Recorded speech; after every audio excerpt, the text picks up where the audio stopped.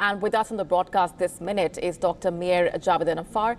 He is a lecturer of Iranian politics at the Reichman University in Israel, West Asia analyst and co-author of The Nuclear Sphinx of Tehran. Thanks very much for being here. Let me begin by asking you for your assessment of what Dan Caldwell there has said about the war with Iran being incredibly costly.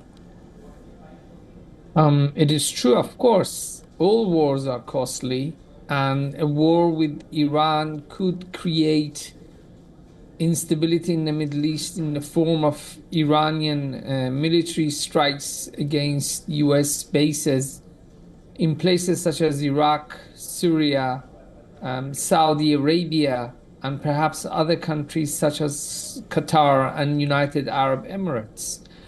I don't think anybody should be under the illusion that a war with Iran would be easy. We in Israel experienced firsthand two major attacks, direct attacks from Iran last year. In one of them, at least 500 missiles and UAVs were fired at Israel, and 330 left the Iranian airspace and were heading towards Israel.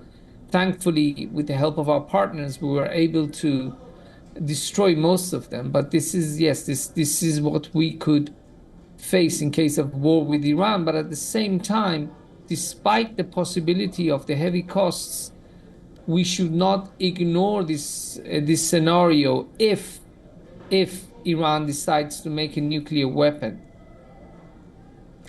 Right. What do you think is the message that Iran and the United States are trying to send out at this point? I think well, I don't know if Mr. Caldwell is speaking on behalf of the Trump administration. When we think of the Trump policies towards the Islamic Republic of Iran, we cannot just look at it on its own. We have to look at it as part of a framework of other challenges which the United States, especially, of course, the Trump administration is facing. These include China, the rising Chinese economic strength, Chinese military strength. It now has probably, I think, more warships than the US. The challenge of tariffs, the challenge faced by the US in failing to get a ceasefire in Ukraine and in Gaza.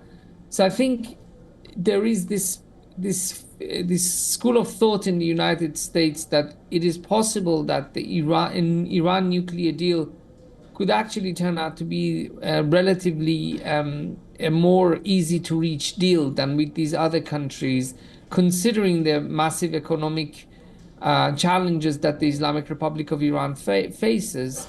Therefore, we don't need to go to war. But President Trump right now is keeping both options open, and he's using the military threat, including those massive weapon deliveries to Israel, which you noted, in order to pressure Iran to reach a nuclear deal. And this is where we stand at the moment.